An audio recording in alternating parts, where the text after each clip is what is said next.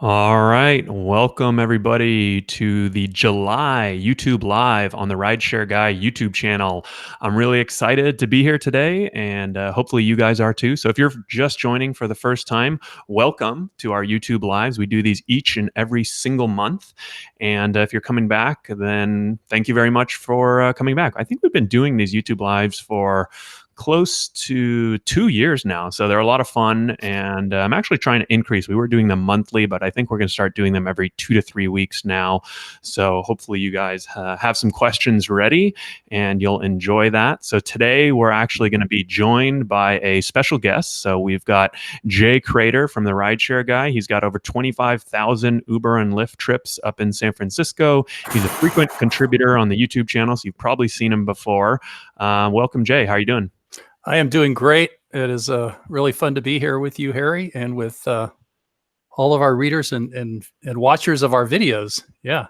Yeah, definitely. Well, I think our YouTube audience definitely knows you from your videos, but this is the first time you've ever come live, right? So hopefully you're ready. Yeah, here we go. Let's see what we can do. Awesome. So I'll give it a couple more seconds for people to filter into the YouTube Live. So if you guys are watching live right now, whether you're on desktop or mobile, if you're on desktop, there should be a little chat window on the right-hand side where you can ask your questions, talk to others, and if you make any lewd or inappropriate comments, I'll put you in a timeout like Uber does. Otherwise, if you're watching on mobile, the live chat should be down below. And if you're watching this after the fact, not live, you can still see the replay of the live chat, but of course you won't be able to participate. But you can always leave a comment after the video is over, and we'll do our best to reply in a timely manner. So I think I'm ready to chat. I'm ready to see some questions. I see Clark we've got coming in here. He says, hi, Jay and Harry. John says, heck yeah, bringing in the heat. So I think they're referring to you, Jay. You might be the heat. 25,000 rides of heat. Yeah, so I'm excited to have you on. We'll cover a couple of the top news stories, and I don't know if there are a ton of app updates, but then we'll spend about 45 to 50 minutes doing questions. We've actually got a pretty cool giveaway at the end of every YouTube Live. I like to do a giveaway, and usually it's a copy of the Rideshare Guide, which I don't know. You have one handy, Jay? Yes, I do. I do have one, but it's not handy. Well, mine is not handy, but I just grabbed it while you were talking. So here it is right here. And usually, though, we do a book giveaway. I think today we've got an extra dash cam. Joe, one of our YouTube contributors, recently reviewed the Blackview dash cam, and it's actually a pretty expensive camera. It's super high quality and two-way, so I think we had an extra one. So he did test and use this for a few days, so you'll be getting a used Blackview, but one of the winners from our YouTube video giveaway on the review video didn't claim his prize, so we've got an extra one to give away. So I think I'll give away the Blackview dash cam today, and also a couple of my books. So make sure you stay tuned to the end for that, and you'll be entered to win. All right, I think we've got a good number of people watching live now. 57. Roll Tide Driver says, oh, I need that book, please. Well, I like to hear that. And to be honest, if you really need the book, it's only, $7 or $8 on Amazon right now with free Prime shipping. So it's a pretty good deal. So even if you don't win it, you can be one of the dozens of people who buy the book every single month. Patrick Cox asks a question: does Lyft still offer bonuses? I still get the same bonus that I've been getting for the last, I don't know, like 6 months. But a buddy of mine, Jeremy, he started driving for Lyft and he hasn't gotten any bonuses. So it continues to be like a random offering that some people get bonuses and some don't. I don't know why mine has changed. It wasn't as much as it used to be. And it's, 165 rides to make $300. So it's not as good as they used to be. So some people do and some people don't. I don't know if there's anything you can do. You might just try calling Lyft and saying, I understand some drivers get bonuses and some don't. I would like to be put on the list. Yeah. They'll probably say that it's all random, but I have actually called and complained and gotten some results. So it's worth a shot if you really want to try and get a bonus. Yeah, that's a good question. And actually, I don't think we've cracked the code. And I don't know if there is an actual code with the bonuses, but I guess one thing we've seen a couple things we think work. So, for example, if you're not getting certain bonuses on Lyft, you can always try taking a week or two off from driving. And that might sort of trip some alarm in Lyft system that says, hey, this guy might be driving for Uber, and they might try to dangle something better in front of you. And, so we've sort of tested some stuff like that. And again, it's not an exact science, but I definitely think, just kind of mix things up a little and, see what conspiracy theories are out there from other drivers. Because there's definitely a lot of testing going on. And like you said, some drivers get better bonuses than others, and some markets have no bonuses at all. Sleeping Elephant says he's getting $159 for 119 rides in the East Bay. Yeah, no, I'm curious if any of you guys are watching right now, feel free to chime in with the weekly bonus that you're getting right now and also what city you're in. I mean, I guess really one of the best bonuses right now is with the fair rental program, huh? Because that one, they did just increase the trip threshold. So it was 70 trips to get the $185 bonus, which covers the rental, and they increased it to 90. But I feel like that's another thing to sort of look for and take advantage of. When you see this new program, like this bonus probably won't be around forever. And in fact, after just a few months, they're already, making it worse or making it a little tougher to achieve. But I guess whenever new services coming out or new programs come out, that's the time to kind of, keep an eye on the bonus, and you might be able to take advantage of it that way. So I see another good comment in here from Clark. He says, hi, Jay and Harry. And then Jeff says, Jay, I'm enjoying your dojo podcast. Keep them coming. So if you guys don't know, Jay actually launched a new podcast called the Rideshare Dojo I guess technically it's under the Rideshare Guy umbrella, right, Jay? But this is his podcast where he's basically going out and doing it twice a week, interviewing drivers, passengers, everyone. So that was one of the reasons why I wanted to have him on the YouTube Live. So, Jay, if you want to give a quick little pitch or shout out to your podcast, what do people need to know about that? Yeah, so I love podcasts, and I start my day with a podcast. So I thought, wouldn't it be great if we had a podcast that was about drivers and that would benefit rideshare drivers? So that was the reason I thought it would be a good idea to do a podcast. So it's called Rideshare Dojo. It's available on iTunes and Spotify and Stitcher and all of that. And what I'm trying to do is provide information that will help you become a better driver. And I also put a lot of emphasis on what I call the plan B. So we all know that being a rideshare driver isn't a long-term career, and it's great to start thinking about and working towards something else that you're excited about, that you can have a passion about. So I bring on experts who kind of talk about, different areas you can go into. How do you start something? How do you figure out what you really want to be doing? And also some stories of success. Harry just featured a really great podcast we did recently with a guy named Nathan, who he's been driving for a year or so. And then he started looking into becoming a notary and a signing agent. And I interviewed him, and he's doing great. He just had 2 massive months where he made over $10,000 a month just driving around doing real estate deals. So this is the kind of information we're providing on the podcast. So, you can wake up with the dojo on Mondays and Thursdays. And as I say at the end of every podcast, I'll do my best to bring you the best. Sometimes it's guests, sometimes it's just me. This week I did an episode called The Inner Game of Rideshare Driving. So things that I think about in my head in order to get the most money, to get the best tips.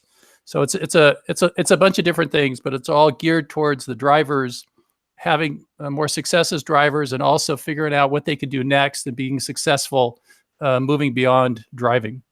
Very cool. Yeah, no, I think that's a great explanation. It's cool to see that we just started promoting it this week. I know you've got a bunch of episodes already out, so it's cool to see that some people are already tuning in and listening. I'm definitely one of them. So it looks like we got some responses to our question about what the bonuses are. So William says in Colorado Springs, they used to offer $25 for 5 consecutive rides, but that has disappeared. Christopher says, I had a $125 bonus for 20 rides in Orlando, Florida 2 weeks ago. Jeff says, Lyft stopped offering me a weekly ride challenge. It was $57 for 54 rides 5 weeks ago, was consistently getting it for 10 months. So definitely the bonuses, it's tough because obviously everyone wants to make a little extra, but you don't have a lot of control over it. So I guess my best advice is to sort of take advantage of it while you can. Is there anything else you want to add, Jay?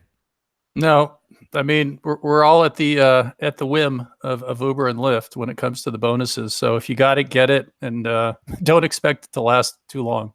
Yeah. So I see a good question here from Dan, the driving man. Dan, I think I have seen you on here many times before. I remember your name.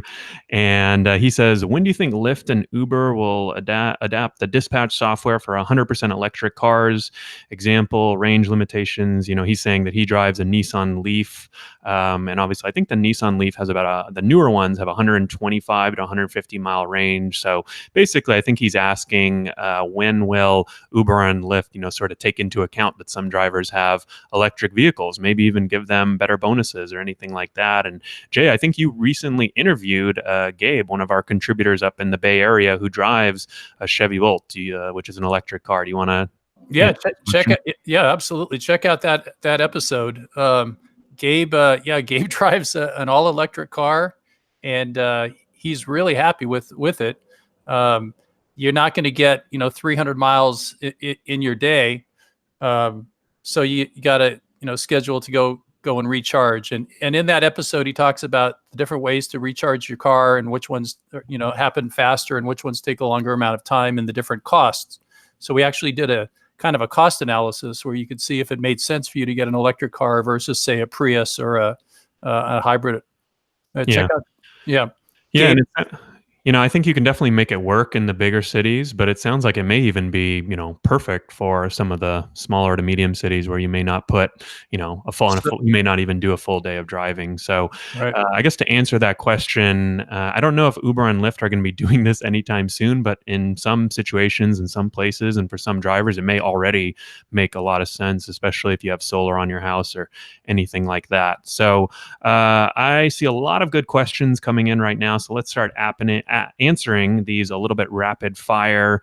Julian says, when will Mystro work with Lyft? So if you guys aren't aware, Lyft has actually banned Mystro from working, basically from working from their app, from being able to select Lyft rides right now. So I think the company is still trying to resolve that right now. I don't know if there's a whole lot they can do, but definitely I've seen a couple articles in the media about it and things like that. So hopefully there'll be a positive resolution, but I don't know if there's a great answer right now.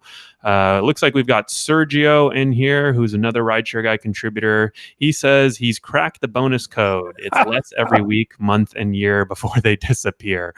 So I don't know if that's really cracking the code, Sergio, but that is kind of what the trend is. No truer words were spoken by Sergio. Yes. Yeah. So Sage says, I constantly get requests for Lyft being over 15 minutes away because of where I live, and there's no long distance pickup fee, but there is for Uber. So I'm assuming Sage is in kind of a smaller market. What do you think? I don't know if this is actually a question or more of a statement, but it reminds me of the new program that Lyft is testing called Period to Pay, which I know you wrote about, Jay. Can you quickly explain that? I know it's only being tested in a few cities, right? Period to pay. Did you write about that, or did I write about that? I think you wrote about that. Oh, maybe I wrote about that. I thought you did. But basically, this is where Lyft is going to pay you when you're now on the way to pick up a passenger. I call it, or they call it period. Okay. Yeah. So basically, they're testing this in some markets. So instead of just getting paid from when you pick up your passenger and take them to the destination, they're going to pay you from when you get the ping all the way. So you get the ping, you pick up the passenger, and you go to the destination. So you're getting paid for the two parts of that. But the bad news is they're lowering the rate. and we really don't have enough information yet to see if this is a good deal or not, because they're only doing it in a few test markets. The one little test we did, it looked like the drivers are going to get paid less overall. So my opinion is this is just another clever ruse to make it look like Lyft is taking care of us when in fact they're, bottom line paying us less.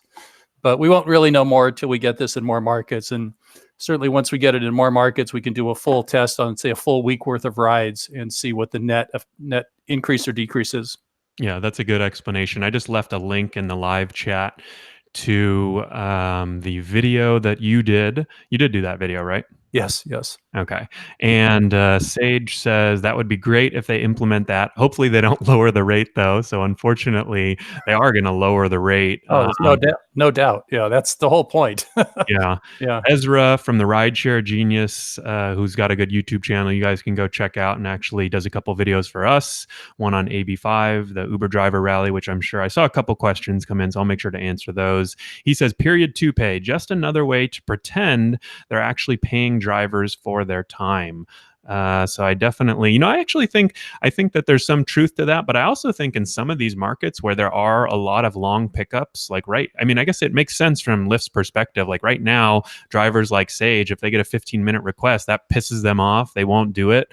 And at least now in the future, they may get paid for it, even if it's overall lower. Do you think it makes more sense or will be better for those drivers in the smaller markets where the ETAs are higher? Yeah, I think that's something we referenced in the article, that if you are in a smaller market where you have longer pickup times, I still don't know that you'll get paid more, but it certainly will make the driving 15 minutes to go make your pickup feel better. Yeah, definitely.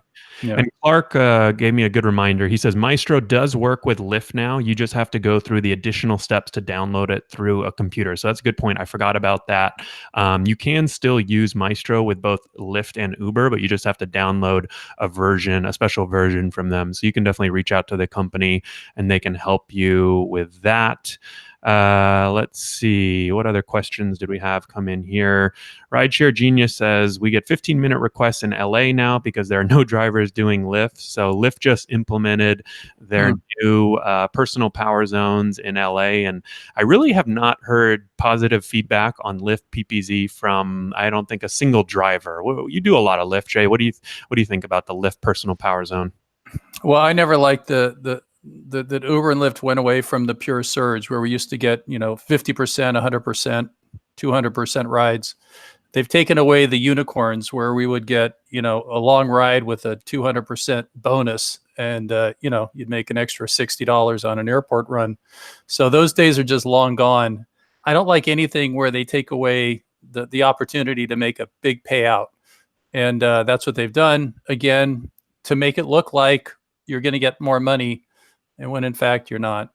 It's a pretty consistent theme that I've seen in 3.5 years, that Uber and Lyft make big news with some kind of something that appears to benefit the driver, but in reality, when you look at the hard numbers, they're in business to lower our expense, to lower the cost of the drivers. So any change they're going to make is necessarily going to lower how much they're paying out to the drivers, no matter how they market it as a benefit for us. Yeah. I think I saw a comment here that, let's see, where was it? That I think kind of summed it up pretty well. John Bauer says, every job I've worked, corporate says the new pay structure will be better for employees, but it never is. Never, exclamation point. And I think that is probably pretty apt. Obviously we're kind of picking on Uber and Lyft, but I think it is fair to say that, just in general, any company that you work for, whether, like they're small to big, like they're looking out for their best interest, and you should really be looking out for your best interest. What I like to say, Jay, is nobody cares more about your money than you do. Nobody cares more about your business than you do. And that's actually one of the reasons why, I think some of your most successful content on the channel and on your new podcast, Rideshare Dojo, it sort of puts that in people's minds that, hey, Uber and Lyft are doing what's best for themselves, but at the same time, here's all the things that you can do that are the best for yourself, right? Yeah, absolutely. So it's real easy for us to speak negatively about Uber and Lyft, but on the other hand, we do have an opportunity to work, make okay money. It might not be as much as it was 3 years ago, but it's still okay, depending where you work and what kind of bonuses you got and all that. But you've got freedom and you've got flexibility, and you can take that time and that flexibility to do something else. And that's really the opportunity of this gig economy, is that, you've got these gaps where you're driving and then you're not, and you can do something with it. You don't have to put in 40 hours or 50 hours at a corporate job and just be tired when you get home. You can do this when you've got the time to do it, and then do something else. So it's really a very exciting time for drivers. But if you're just driving and that's it, and you're not planning for your future and doing something that makes you happy, and start to build something, then it's a lost opportunity. Yeah, I think that's a good way to put it. And I think for anyone who's interested in that life after rideshare or the plan B, your podcast is great for that. And we're also actually going to be launching a lot of content on the blog and the YouTube channel to really help drivers with this. I know you're going to be interviewing a couple of these people who have transitioned into careers like notary and real estate and all this. So definitely stay tuned for that. Rideshare Genius says, I'm surprised Lyft is still sticking with PPZ in LA based on the constant requests I get at rush hour and that he declines. There are a ton of passengers not getting picked up. Customers are going to leave for Uber. And, I think that I honestly kind of agree. I think that I'm surprised that Lyft, with some of these programs, like Lyft PPZ, it does seem like a lot of drivers are very upset and just kind of going over and driving for Uber, especially right now, because in LA, Jay, Uber hasn't switched to that flat rate surge yet. So I'm kind of surprised that Lyft did that first. This guy Sergio is funny. He says, "Good podcast, Jay. I listened to the whole thing. Now there will be 8 mobile notaries at every corner." Well, Sergio, it's not as easy to become a signing agent as it is to become a driver. So there's going to be like a self-weeding out process, but the people really committed to it will do it. But in the Bay Area, there's 10,000 transactions a month. So there's plenty of room for people who are good. Yeah, that's a good way to put it. I just left a link to that episode that Sergio is talking about, the podcast he did with Nathan Dalton. Lady T says, is rideshare insurance worth buying? What do you think, Jay? Oh, you have to, Lady T, because if you don't, you're playing with fire. If you get into an accident and you don't have rideshare insurance, and it's in one of the periods that Uber and Lyft don't cover, your insurance company is probably going to say, no, you were not honest with us. You didn't tell us what you were doing, so we decline. We're not going to represent you. And then that could break you financially. One bad accident can really mess you up. What I found, though, well, I can talk about a few things here. One is, I thought myself that rideshare insurance would be way more expensive than regular insurance, and I found out it's either about the same price or maybe 10 to 15% more. So it's not a huge increase. And since I do a lot of driving for Lyft, I got the Geico rideshare insurance, which has a pretty great bonus. We were talking about bonuses. If you have the Geico insurance and you drive for Lyft, every Lyft ride, you will get an extra 25-cent bonus and up to $100 per month. So my rideshare insurance costs like $165 a month, but I'm getting paid back $100. So really that means I'm only paying $65 for my rideshare insurance, which is way less than I would have paid for personal insurance. Yeah, So and I think that Lyft policy with Geico is great, but it is only available in California, right? That's correct. Yes, it's just a California option. Yeah, but that's another good example of sort of like, I don't think that's going to last forever either. So it's kind of like, hey, when these companies, what I've seen is when they launch something new, they of course want to get the word out, they want to promote it. So while they are, you got to get in there and take advantage of it, right? Because there's sort of a lot of money to be on the table that you're leaving on the table if you're not.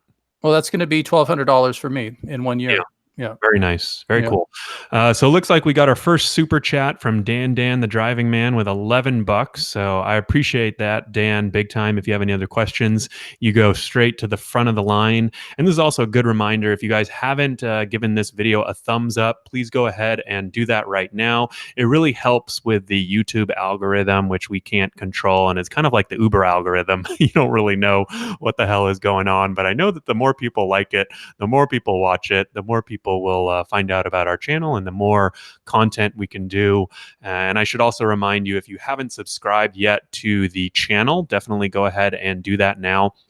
And turn on the notifications, because if you guys are watching right now live, you probably want to know when we go live in the future. And the only way to really do that is to turn on the notifications so you get a little alert when I go live, and then you can ask whatever questions you might have. John says, very good info with the Geico program.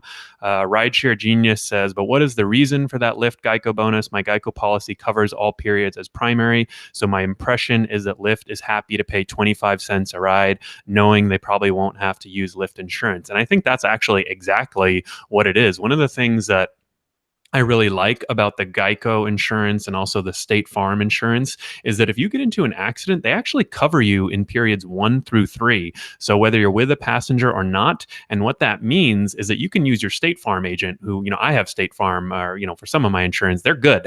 They're easy to work with. They're easy to deal with versus having to go through Uber and James Rivers insurance, which is kind of notoriously bad. So I suspect that Geico is getting this little bonus since they know that Geico is like offsetting some of the costs, and so they'll give you some of that back, right? Yeah, I think they're also using it because they want me to drive for Lyft. Yeah, no, that's a good point. I mean, I guess it's a way it's an incentive. Yeah, it's an incentive, but I mean, hey, if you're making extra money and it's worth it, I think you're probably happy to do it, right? Absolutely, yeah. Cool. So Rideshare Lisa says, I tried to get that in New York, but Geico doesn't offer rideshare insurance in here. So I know that there are now, if you're outside of New York City, there's 1 or 2 rideshare insurance carriers. We just added one to our marketplace. So go ahead and check that on the rideshareguy.com. I think we just added the first New York rideshare insurance carrier. So you can go ahead and take a look at that. And let's see. Rideshare Helper says, Erie Insurance has a great rideshare policy, very good coverage, 100K, and didn't cost too much, which is great. The other thing that I found, Jay, with rideshare insurance is like, it kind of sucks having to get an insurance quote. Like, let's be honest about it, right? But what that means is a lot of people haven't gotten insurance quotes in a while. So when they go to get rideshare insurance, sometimes they're actually paying less or the same or only slightly more just because they're shopping around. Like they have had the same policy for 5 years and the company has slowly increased the rate, and they haven't shopped around. So just by the pure nature of shopping around, and I don't know how insurance works, but I know that different companies will have vastly different quotes. So definitely recommend you guys get a few quotes and make sure you're covered. So let's see. David says, can't believe you've only got 6 thumbs up and some jerk gave you all a thumbs up down. Well, I see that we're at 29 thumbs up right now and only 1 thumb down, actually 31. So everyone who's liking this stream, and we've got 98 people watching right now. So that's 67 people who haven't liked it, or maybe 1 person who doesn't like it, and 66 people who are not wanting to give it a thumbs up yet. But Jay, I know some people... Haters gonna hate. Yeah, I know some people actually tell me that they like listening to the YouTube lives while they're driving. I guess most people like to watch YouTube videos, but some people just like to listen. So, hey, that's one thing. I see a question from Sleeping Elephant. They say, who else has been getting more Lyft tips because passengers feel sorry for us? What do you think, Jay? More Lyft tips because passengers feel sorry for us. I don't know why passengers would feel sorry for drivers right now. I don't know. I do find in general, though, that Lyft passengers pay more in tips. Definitely. That's undeniable. In San Francisco, I think people who drive who are Lyft passengers, they do seem to care more about the drivers, and they are definitely more inclined to tip. Whereas Uber passengers, it's hard. It's hard. You really got to do something special to get a tip from an Uber passenger. Yeah, and we've actually got a really cool article and video coming out. It will be at least a couple weeks, but a company did a big survey of drivers and basically asked them what are the things that were leading to higher tips, and the results are pretty interesting. So we'll be sharing the results of that because they also said the things that didn't lead to higher tips, and that was stuff like charging cables and water bottles and stuff like that. So I believe that didn't lead to higher tips. So that's interesting. Chris M says, wait, we need special insurance to drive. I am in New York. So If you're in New York City, you actually need super special insurance. You need commercial insurance, but I'm assuming you're just doing regular UberX outside of New York City. And in that case, yes, you would want to get rideshare insurance. You can check out our marketplace for more info on that. Kimono Lim says, I like listening to your YouTube lives when we're cleaning. Okay, I appreciate that. Deanna says, sometimes I give the thumbs up at the end of the viewing. It's kind of like an Uber or Lyft ride, right? Like they don't want to rate us until the end and see how we did. So, hey, I can respect that too. There's Dean Toombs. So I don't know about this new policy. Maybe you can illuminate, Harry. Harry Yeah, and Jay, what are your thoughts from on this Dean. Where did it go? new policy about people vomiting in your cars, and you have to submit a receipt before getting paid? Is that new? Yeah, I feel like I saw maybe a video from someone else on this or a rumor from another driver about this, Dean. And so I don't have all the facts yet, to be honest, but I'd be surprised if that was the case. I mean, maybe they're doing it to sort of crack down on fraud, but I mean, ultimately, you guys know if you've ever been vomited in your car, you probably, it's usually late Friday, Saturday night. You usually don't want to wait until the morning to go and get, the car clean. You want to get that thing cleaned ASAP. And of course, most car wash places aren't open late at night. So I guess what I would suggest, if that is the new policy, that you clean it yourself as best as you can, and then go take it for a more professional cleaning the next day. And hey, at least you can get like a really nice car wash out of it, and just tell them that was the detail. If you do have to submit a receipt. Yeah, I've had a few. I've had a few times where passengers have damaged my seats with one was with some red paint on a Halloween costume, and one was a guy dragged his luggage on the back seat and made these black tire marks. And I took a picture, and then I submitted an estimate, which I already had, for $35, and they paid me instantaneously. Yeah. So that was Uber both times, but I don't think it's that big a deal. Just take a picture and get it cleaned. Yeah. Yeah, lots of pictures too. 'Cause sometimes I see drivers, they complain that they didn't get the cleaning fee, and they took like one really dark picture. And I'm thinking to myself, hey, if I'm Uber, how would I know that this is? I mean, pictures are cheap, right? Turn the flash on, turn the lights on, and take a bunch of pictures. Take more than you need. Rideshare Genius, he says that Uber Comfort is where the tips are at. So, Uber Comfort is interesting. We've got an article and a video on it that I'll leave a link to right now in the live chat. But they just last week, Uber actually just rolled out Uber Comfort to more cities. I think it's in almost every city right now. And kind of the initial feedback, and if you guys aren't familiar with Uber Comfort, go check out that video. But basically what it is they're giving riders another option that's sort of in between an UberX and an XL, and in between an UberX and a Select. So it's cheaper than XL and Select, but it's a little bit 10 to 20% more than UberX. So as you can imagine, if you're an UberX driver and you qualified for Comfort, you're probably pretty happy. But if you're an UberXL or Select driver and now you're getting these Comfort requests, you're probably not too happy, because you're getting paid less and it's going to cut into some of your rides. Well, I checked to see if my car qualified, and a Honda Accord does qualify. Oh, really? And then I looked on my app to see if it showed that as an option, and it doesn't. So I contacted Uber and asked to make sure my car was, on the list, so that I could get some comforts, but I haven't gotten any yet. Interesting.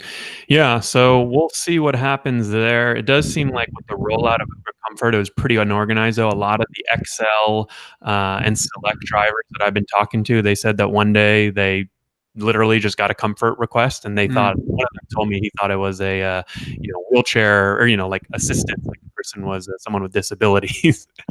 And so he just ignored it. So I think they still have a ways to go with messaging it. Ezra, though, at Rideshare Genius says, I was getting blown up with Comfort requests over the weekend, but none yesterday. And I think he's driving a pretty nice new Subaru. So definitely interesting which cars qualify and which don't. There's just to put the podcast out there again, Rideshare Dojo.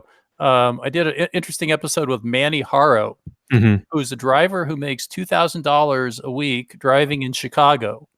And one of his big key strategies was to drive it was an MKZ, right? A Mercury MKZ, black on black, because that qualifies for all the luxury drives.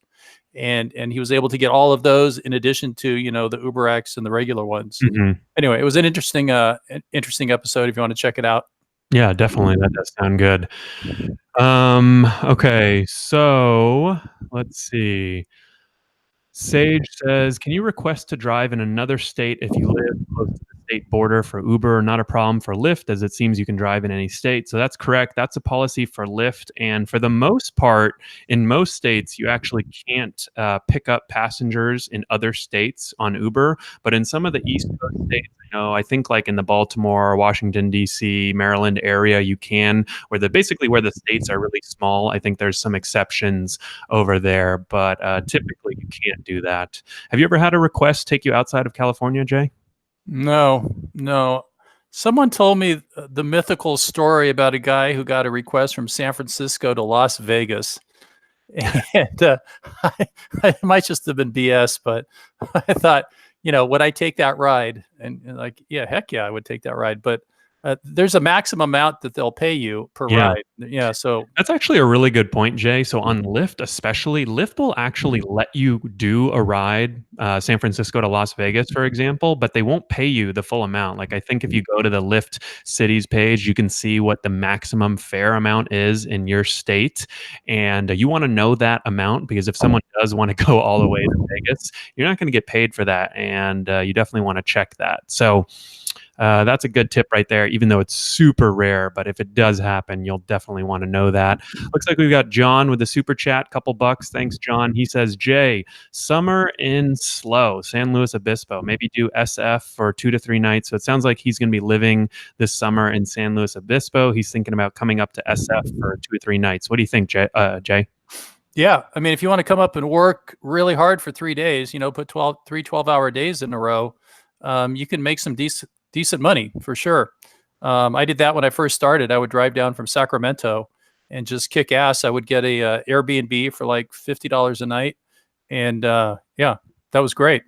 Weekends are good. Weekends are still good in the Bay Area. You'll stay busy, and it's yeah.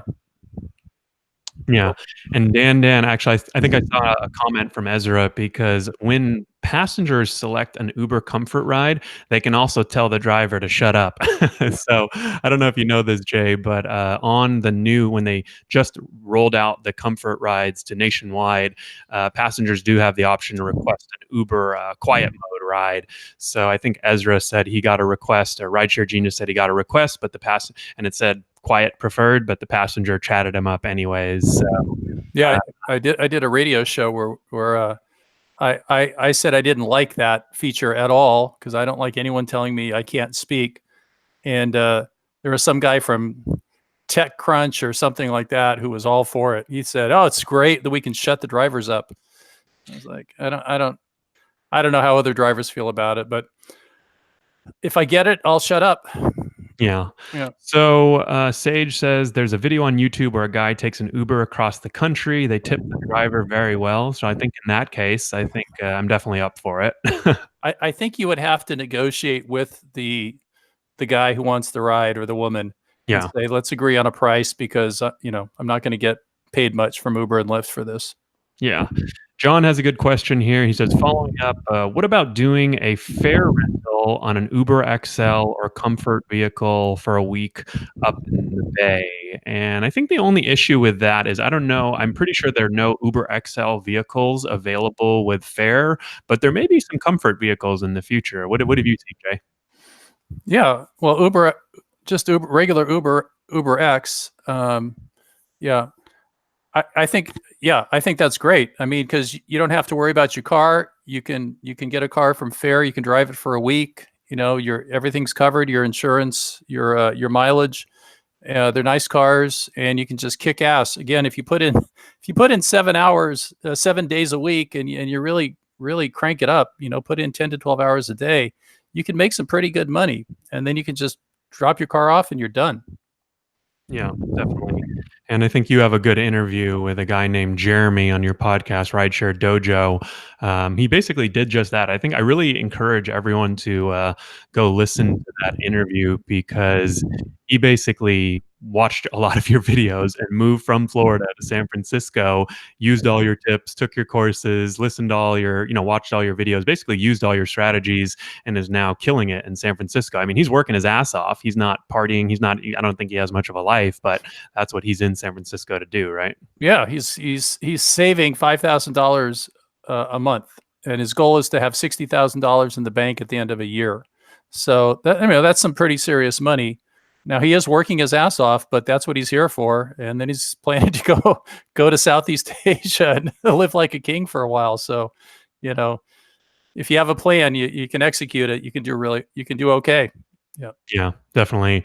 All right, so we've got a lot of questions about rideshare insurance today. James says, "You guys got rideshare insurance?" Yep, definitely. You might want to rewind. Well, once this is over, you can rewind earlier at the beginning of the YouTube live. We covered rideshare insurance and why you want that, and where you can get options, and also just in general. I think someone asked about the cheapest rideshare insurance, and unfortunately, there's no company that's always the cheapest. It kind of goes back to like what you said, Jay, and what we talked about earlier is you just want to get multiple quotes. That's a nice thing. Now in California, I think there's 8 or 9 different companies that offer rideshare insurance. So you don't have to get a quote from all 9, but get a quote from 2 to 3 or 3 to 4. And as long as they're a decent, reputable company, you should be fine as long as you're covered.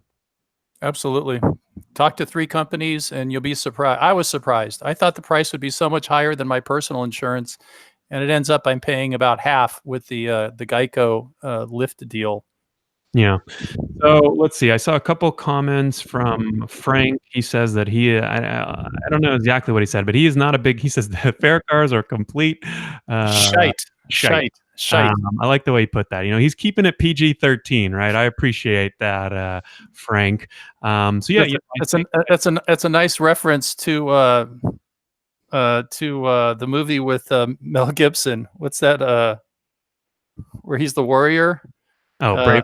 Braveheart, yeah, and his buddy says you can't even tell from from the color of shite. Yeah. Oh yeah. Yeah.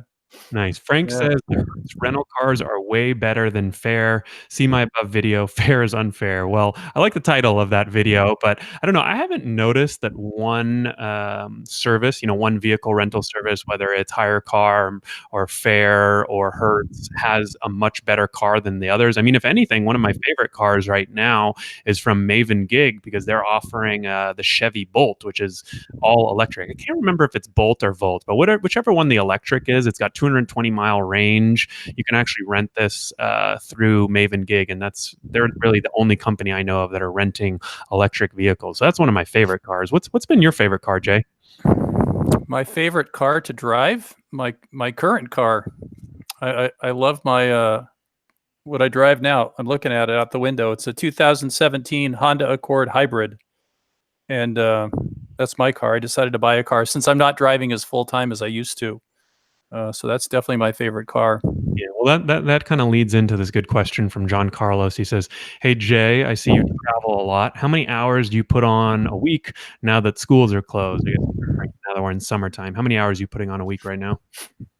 So my schedule right now is I work generally from 5 until 11 in the morning, 6 days a week.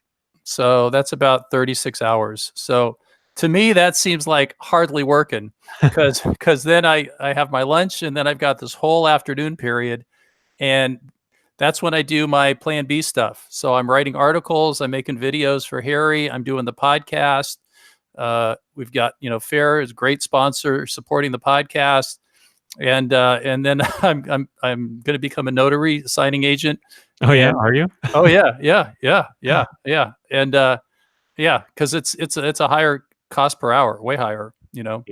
Yeah, and I've always found it interesting with your schedule that, a lot of people, I think when you do your videos, the only complaints we see are people saying, "Oh, that's not possible in my market." But you don't even drive the, nights. I mean, you do weekends some of the time here and there, but I mean, you've never done nights, right? No, I do not do nights. It's too risky. It's harder for me to see. People at night are more likely to be driving drunk. People in my car could be drunk and start grabbing at me. And the morning rush. I like people high on coffee. And there's a lot more airport runs in the morning. I've said this for 3.5 years. Mornings you can make just as much money per hour in the mornings as you can working late at night, Yeah, cool. and no puking. Yeah, Clark says, I agree with Jay. Midnight, I go home. Sleeping Elephant says, I work 4 to 6 a.m. on the weekdays and weekend mornings. So, one time I've always liked to drive is, what we call, or at least I call in my book, the walk of shame rides on Saturday and Sunday mornings. Yeah, There's yeah. something about that. Like I first started driving in Newport Beach 5 years ago. And I was like, all right, I'm going to go out Saturday nights, make a bunch of money. And then over time, I was like, all right, I'm kind of over the Saturday nights. But I noticed that, I'd get up around like 6, 7 a.m. Sunday mornings. And that was always like one of my favorite times to drive. So I'm curious when other people who are watching right now, what your favorite time to drive is. James says you will get into accidents more in the nighttime. And I haven't checked the stats, but I do believe the stats say that you're more likely to get into an accident. There's more drunk drivers on the road. So it is unsafe, or less safe. Clark calls them the Ubers of shame. Renee says for the mornings too. Rideshare Genius says, I love Sunday morning drives of shame. Yeah, one of my favorite things is if I time it right and I get an airport run. There's this flat part of Highway 101 as you're going towards the airport, and you can look to the left and the water. And when the sun comes up over the water, it's just great time to be alive and be awake and be out there doing what we do. Yeah, definitely. That's interesting.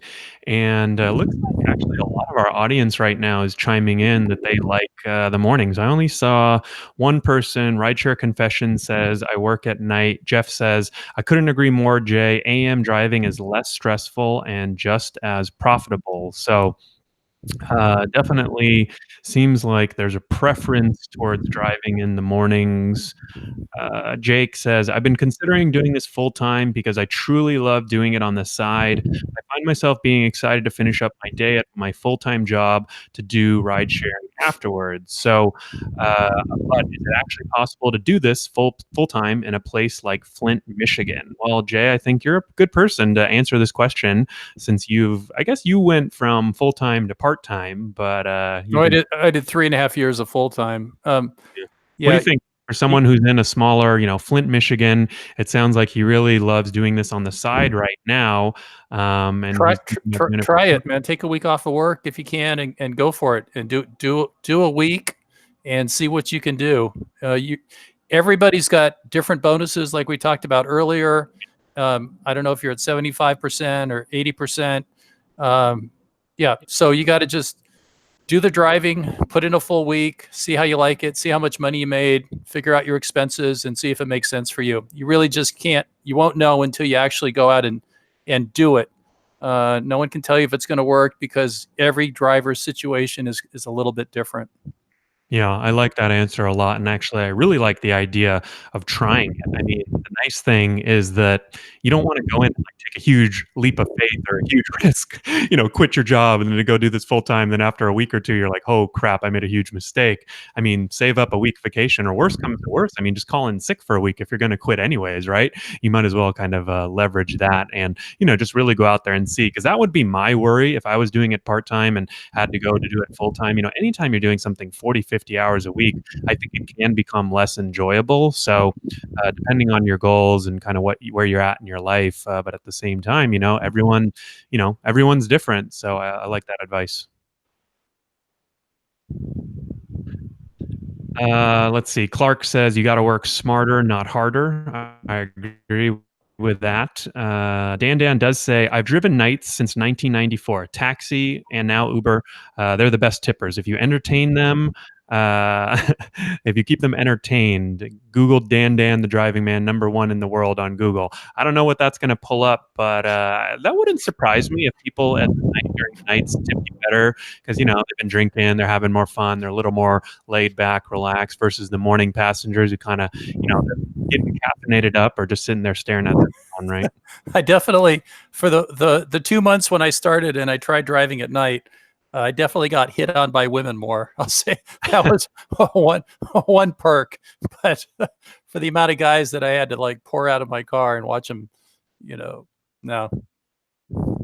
Yeah, I think. Well, I guess that's positive, right? Yeah. Cool. So we've got a lot of people that love the Walk of Shame ride. So we're getting close to the end of the hour.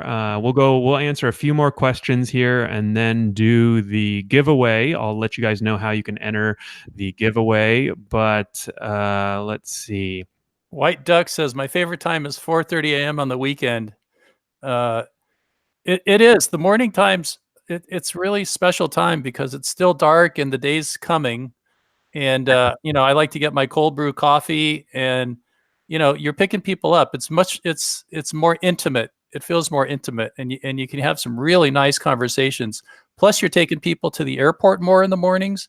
And those people are very alive. They're very excited. When people are going to the airport, they're in a little bit of a different space. Their energy is a little more, something's happening in their life, whether they're going on vacation or just going on a business trip.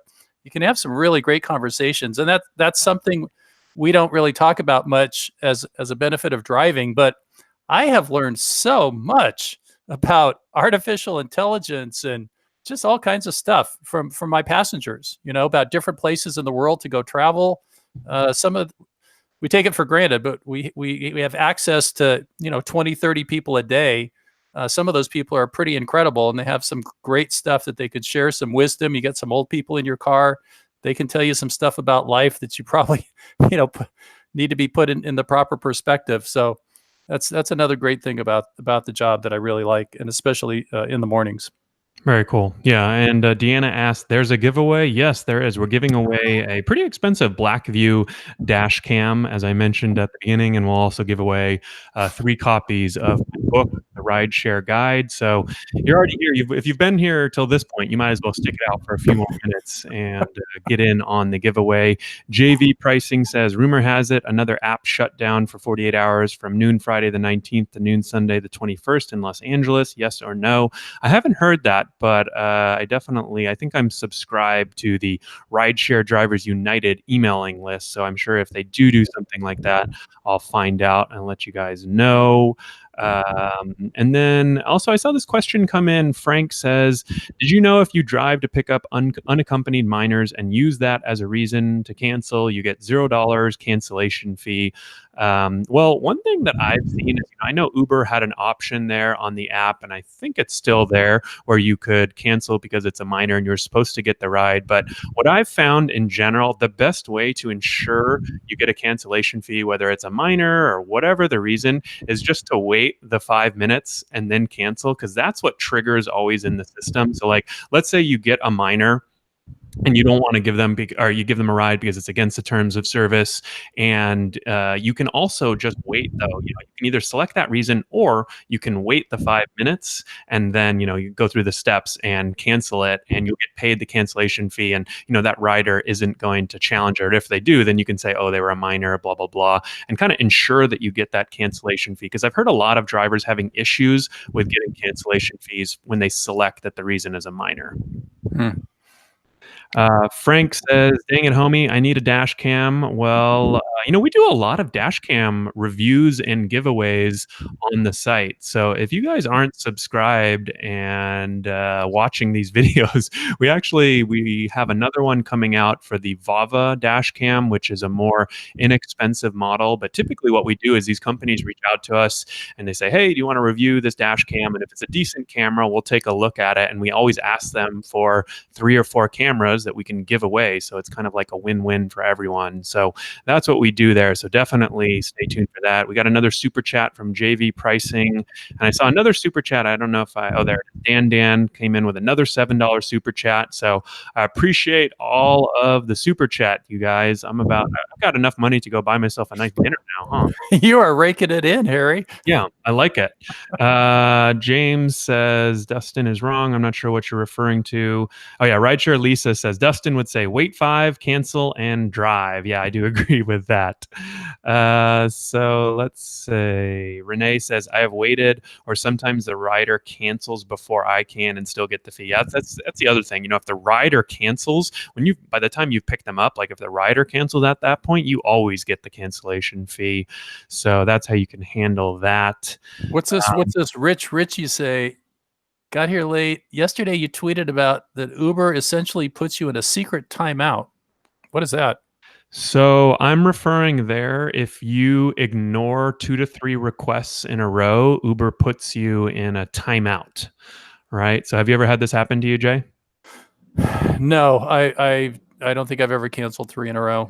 Well, so it's not cancel, right? So it's, when Mm, you're on the accept screen and you have the ability to, I think there's a button that says like reject it or no thanks or something like that, or you can just let the timer expire. mhm. And in most cities, and I know they were doing it for a while, I haven't ignored 3 requests in a row lately, but they would put you in a timeout where you would still be online, but they wouldn't be sending you new trips. And you could check from the passenger app, you could see if your Mm. car was showing up on the passenger app or not. And if you weren't, then you knew you were in timeout. So So a little slap on the wrist. little slap on the wrist. Mhm.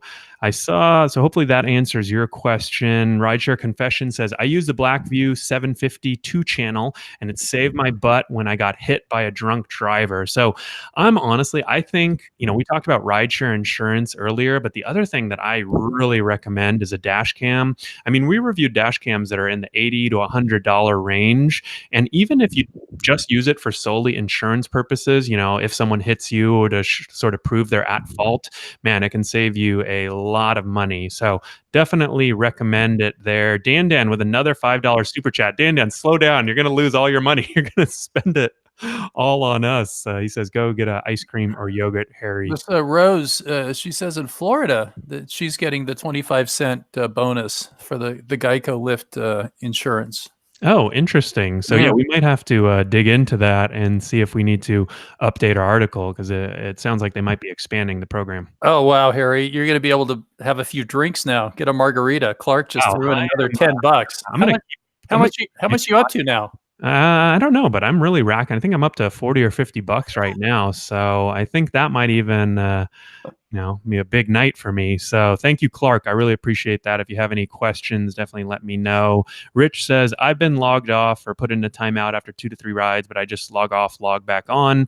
I don't usually ignore that many, but I can still log back on and get many requests if I'm looking for a high surge. So, I'll tell you guys something I do, and I don't know if anyone else does it, but after every single ride, I I close the app and open it back up. I just wanna make sure I've got, like, a fresh connection, you know? I don't wanna be driving around wondering if it's dead somehow, so after every single ride, I just, double click, slide it up, and open up the app back again. yeah. I've done that 25,000 times. That's a lot of times. Rideshare Genius says, I haven't seen the timeout recently. It just says, would you like to stay online? So I guess you've never been able to see, you never would see a timeout. You would never know that you were in timeout. But if you weren't getting requests for 10 or 15 minutes, and it's really easy, to spot in LA to understand if you're in timeout or not, because you rarely go more than like 5 or 10 minutes without a request if you're out driving at any reasonably busy time. So they may have gotten rid of it, but with all these lawsuits and issues, Jake says, all your videos have really helped me maximize my tips. I've got 5 years of sales experience, have helped with the people side, but just getting me started the right way has helped a ton. So that's awesome. That's great feedback, Jake. And I think Jay will appreciate that too. Yeah, Um, and somebody said, "I don't trust Uber." I don't trust Lyft either. I don't trust either of them. I think yeah. we yeah. And it looks like we've got a latecomer. Dustin is driving, finally joined our YouTube live. He says, what's going on, everyone? Thumbs up and super chats for Harry. I made Dustin a moderator last time, but I might have to take away his moderator status since he was an hour late to the super chat this I time. I gotta get Dustin, in the dojo. Gotta get Dustin in the Yeah, dojo. actually, I think that's a great idea. I think I sent you a list of Yes, potential guests, and yes. Dustin was on that list. So, Dustin, if you want to enter the dojo, I think you should definitely reach out to Jay, or Jay will reach out to you, I'll and reach out to you. Yeah. yeah, we can get you on his new podcast. JV Pricing says yes. I think a couple people were asking about the Geico rideshare insurance, and he says, yeah, it's a 25-cent bonus. You can check out our article or our video on that. Up Rich up says, I've yeah, just I was just gonna say that's up to $100 a month that you can make, from Lyft. So Rich says, I've just never believed in these secret timeouts that people mention on forums, but if I hear it from you, it must be true, LOL. Well, I know for 100% certainty that at one point in LA, you were definitely being put in timeouts because I got put in many, many timeouts. But like with a lot of things, they're not exactly announcing to drivers like, "Hey, we're not putting you in timeouts anymore." And sometimes things are different from city to city. So I think we're gonna do the giveaway now, but we'll do a couple bonus minutes since Dustin finally joined after the giveaway. Usually, I end the YouTube live after the giveaway. So Jay, if you have to run, you can run. But I'm gonna go ahead and do the giveaway now. How does that sound? Let's do it. All Let's do right, it. let's do it. So, before we do the giveaway, I just want to say, I appreciate you coming on, Jay. Definitely, everyone, go ahead and check out the new podcast, Rideshare Dojo. You can find it in iTunes, Stitcher, Spotify, wherever you listen to your podcast. We're going to have we've got lots of great guests that we talked about already. Well, maybe we'll even have Dustin on, maybe Rideshare Genius. Lots of options. Jay's not leaving yet, but definitely. Sergio, I want to get Sergio on too. Yeah, I think we'll get Sergio on the podcast. You know, he loves to talk. Absolutely. Yeah, he's got shit. He's got things to say. He definitely has things to say. So if you guys want to enter tonight's giveaway, we're going to be giving away one Blackview dash cam, and we're also going to be giving away 3 copies of my book. So I think in order to enter the giveaway, we're going to ask you to give this video a thumbs up. Go over to I'll give you 2 options. Give this video a thumbs up and either subscribe to this channel if you haven't already, or subscribe to Jay's new podcast, Rideshare Dojo. You can find that in iTunes, and just send me an email, harry@theridshareguy.com, subject line YouTube Live. So very simple. Jay, do you want to repeat what do you have to do to enter? I don't know. I was reading the comments here. All right, So see, that's the test. I was trying to see if I was making it too complicated or not. So, if you guys want to enter the giveaway tonight for a Blackview dash cam and 3, we'll also be doing 3 copies of my book. All you need to do is give this video a thumbs up, subscribe to Jay's new podcast, The Rideshare Dojo, or you can subscribe to this channel, and then send me an email, harry@theridshareguy.com, with the subject line YouTube Live, and I think we'll pick random winners tonight. So we'll pick one random winner for the Blackview dash cam, which I want to say it's like $200 or $300, maybe even more. And then we'll also give away 3 copies of my book. So that'll be mailed to you. So pretty easy there. And Jay, if you've got to go, you can run. Otherwise, I'm going to do a few more minutes of questions. okay. I will say goodbye to all of you out there. It was really great. And thanks, Harry, for letting me come on. It was really a lot of fun. Cool. Take care, Jay. Bye-bye. All right. Jay is out of here. So let's get the real questions in now. I think a few more minutes. Dustin says, "Hey, haha, Jay cussed." Yeah, if you guys listen to Jay's new podcast, I actually didn't realize he's got kind of a potty mouth. He cusses a lot. I don't cuss too much. I think if you notice, only when I'm really mad, but I rarely get mad. And Jake says, the one thing I don't have I could use in Flint, LOL, is a dash cam. Well, go check out our giveaway. And then, like I said, we're going to be doing more dash cam giveaways in the future. So that'll be cool. Dustin says, let's get those super chats going. Well, we already did a bunch of super chats, Dustin. I think I'm up to like 40 or 50 bucks. And then he also asks for, I know he's been helping one of his buddies, Dark Road Run, which is another YouTube channel. He only needs 30 more subscribers for 1,000 subscribers. He's been trying all weekend. So go ahead and give that a thumbs up. William says, where did your question go, William? Can either of you provide the support phone number for Lyft? It does not show in my app, only email. So I think we've got a good article for you, William. I almost called you Lyft. And we have the phone number in this article. So I haven't called it in a while, so I can't say 100%, but I'm going to leave a link to an article we wrote that has the phone number. And if this isn't correct, let me know and I will email you. So Dustin, wow, $20 with a super chat. That's awesome. Frank says, I want that dash cam, Harry. Well, make sure you guys, if you want to win the dash cam, send me that email, Harry at therideshareguy.com, subject line YouTube Live.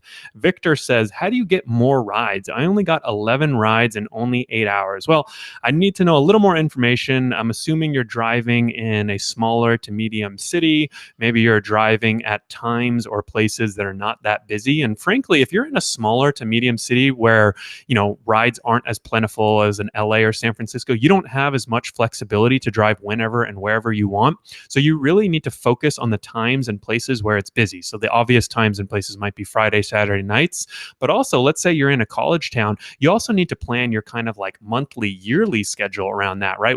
If you're in a college town and, once summer comes and all these college kids are gone, you're not going to have as much business. So you need to make sure you're doing extra driving during the months where, the college kids are going out and about, if your market is kind of dependent on that. And then maybe in the summer months, that's when you kind of bring your rideshare driving down a little and do something else, work on your plan B, whatever. So JV Pricing says, can't get to your email. Well, the super chat count plus 2 super chats. I'll try to remember, but all you have to do is send me an email, Harry at therideshareguy.com. It should be pretty easy to send me an email. Sean T says, subscribe to Dark Road Run. He needs 30 more. So definitely, Dustin says, Smakovich, that like button. I definitely agree with that. Sean, sorry, I think you've asked this question a couple times, but I didn't get to it. How long do you wait, Harry, while parked for a ride? So this is one thing, Sean, that I think a lot of drivers do incorrectly, right? When you drop off a passenger, I'm curious to know, what do you guys do next, right? So what I do is I usually don't sit there like kind of a creeper and wait in front of the house or wherever I drop them off, but I usually try to pull over, especially if it's a residential area. I pull up a block or two and I kind of wait there for a ride. I think you should only be moving your wheels if you're getting paid or if you're moving to an area where you're going to have a better chance of getting a ride, right? So let's say you drop someone off. A lot of drivers, as soon as they drop someone off, they drive off and start driving around the block. Those miles add up and they cost you money. So I typically will wait at least a few minutes to get a ride, unless I'm in an area where I know there's a super low chance. We did a review of Fair Pilot. This is one app that I really liked, and I know there's a few others that sort of tell you where the hot spots are. And even though I grew up in LA and live in LA, like there's times where I'll drop people off and I have no idea where the hell I am, and I'll just pull open an app like that, and it'll tell me, hey, 5 minutes nearby, there's a big mall or there's a big movie theater. And so I just sort of say, hey, if there's nowhere else to drive to, I might as well drive 5 minutes. So whenever I'm repositioning myself, I at least put a little bit of thought into it. So hopefully that answers your question and makes sense. Frank says, I pull over and wait or go to a hot spot. So definitely that's my recommendation. Mary Jane says, Fair Pilot works. So definitely agree. Dustin says, I move down the street and then wait 10 minutes. So definitely good advice. The only thing I'll say is you usually don't want to wait right in front of where you dropped off the passenger because that can be a little bit awkward. Frank says, so my email is harry at therideshareguy.com. Just FYI, guys, if you guys want to enter that giveaway, don't worry, it's too late. I'll pick the winners maybe tomorrow morning. So let's see. JV Pricing says, I'm in the Victorville rate area. Lyft does not offer any options except economy and economy XL. Why don't they offer the other ride options? I think that the reason why they don't do that is because in the smaller to medium cities, there's just not as much demand. So they don't offer, like a full array of services like Uber and Lyft do in the big cities. Sergio says, it's kind of like playing chess. Stay a move ahead at all times. And I think that's a really good way to put it. If you guys are interested in an interview I did with Sergio where he talks all about his surge-only driving strategy, I know it's kind of funny. Sergio has a surge-only driving strategy. I definitely recommend you listen to that. And I know Jay wants to have him on his new podcast, the Rideshare Dojo, soon. So Frank, it's not too late. If you guys want to enter the dash cam giveaway for tonight, send me an email, harry at therideshareguy.com, subject line YouTube Live. And all you have to do to enter is give this video a thumbs up and make sure you're subscribed to the channel, or you can also go subscribe to Jay's new podcast, Rideshare Dojo. So I think I'll go ahead and answer one or two last questions here. I saw someone come in with a question about FarePilot. What is FarePilot? So it's basically an app that tells you where the hotspots are.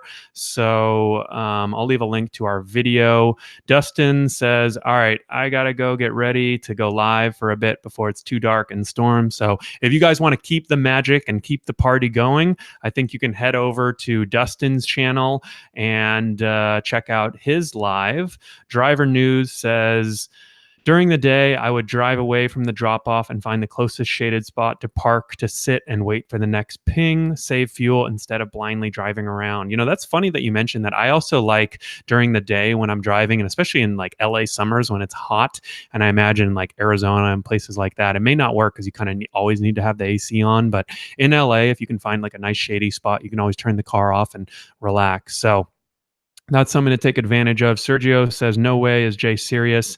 I have dirty mouth. So does he. Fireworks." Yeah, I think that's why he wants to have you on. So awesome. Well, I think we answered a ton of questions. Dustin says, "Someone beat my $20 super chat." I don't know if anyone can beat your $20 super chat, Dustin. We don't make as much money as you do. So I appreciate the super chat, Dustin, though. And if you have any questions, you know, you can always reach out to me, and we'll make sure that actually feel free, Dustin, leave a link to your channel right now. So if people want to keep the party going, they can head over to your channel in 5 or 10 minutes and see you go live. Definitely recommend that.